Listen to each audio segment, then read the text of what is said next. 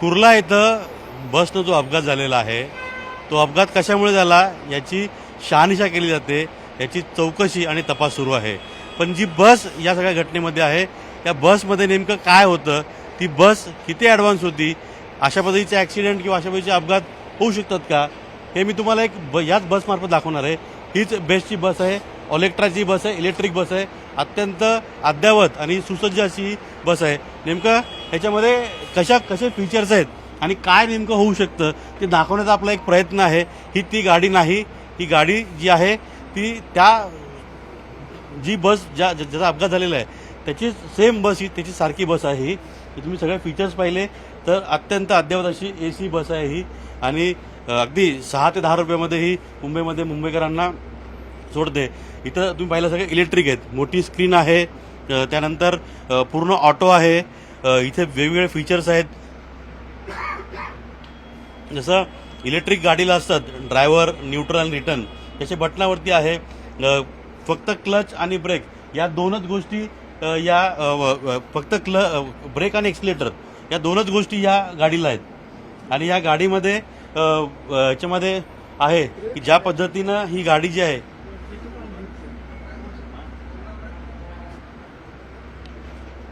जी आहे ही गाडी स्पीड किती असतो साधारणपणे दादा, स्पीड काय असतो गाडीचा?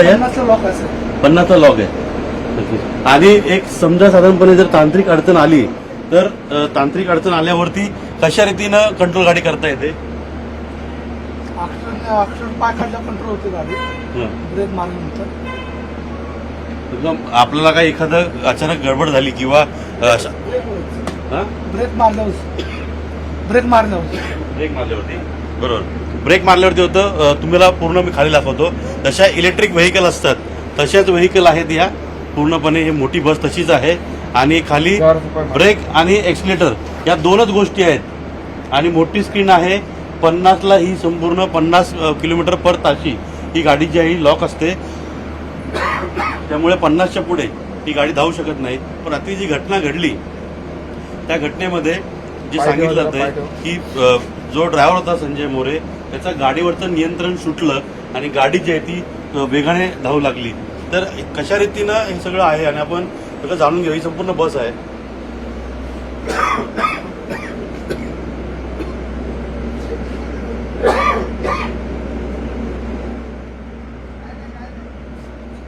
ही संपूर्ण बस आहे. AC आहे. बस पूर्ण नवीन आहेत. साधारणपणे 2 महिने 3 महिने ते 5 महिने अशा कालावधीमधल्या 8 महिने पण काही कालावधीच्या जुन्या बसेस आहेत.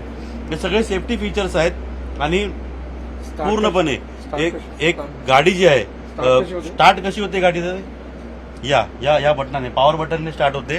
आणि हे सगळे बटन कसली आहेत? ही डोअरची बटन आहेत. हे कसली बटन आहेत? डोअर.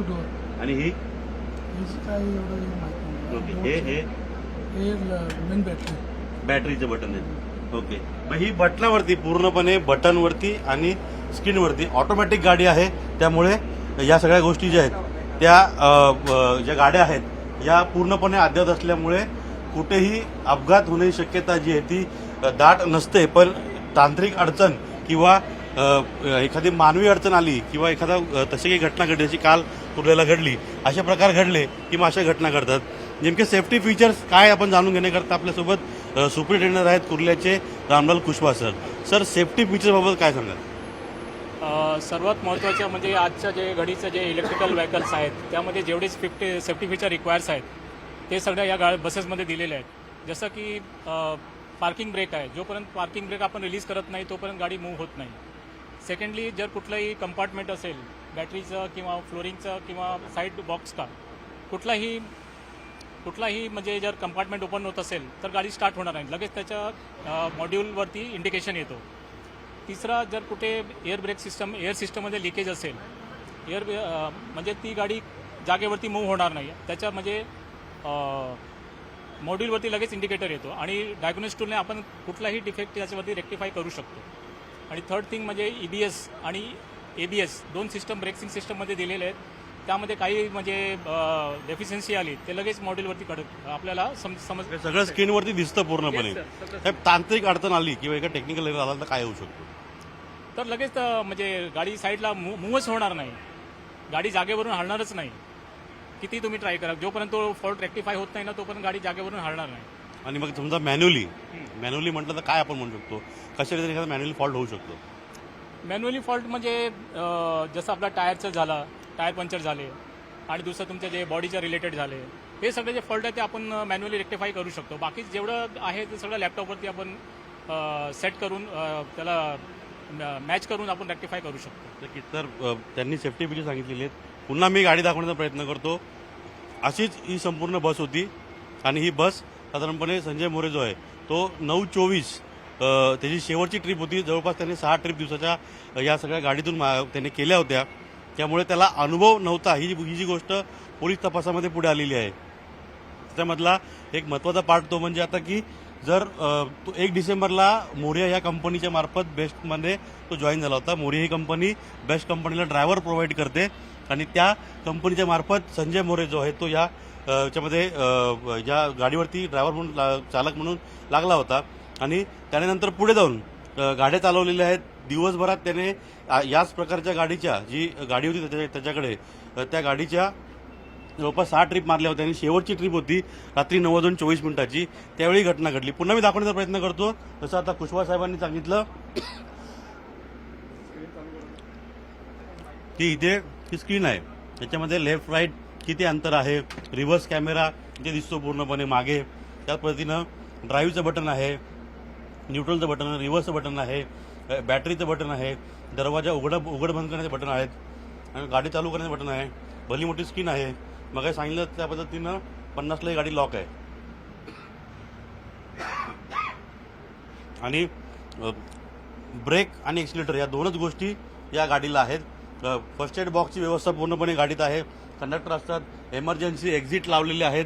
त्या ठिकाणी कुठेही झालं, काही घटना घडली तर तात्काळ कुठलीही विंडो जी आहे ती ब्रेक करून आपण बाहेर पडू शकतो आणि प्रवासी जे आपला जीव वाचवू शकतात.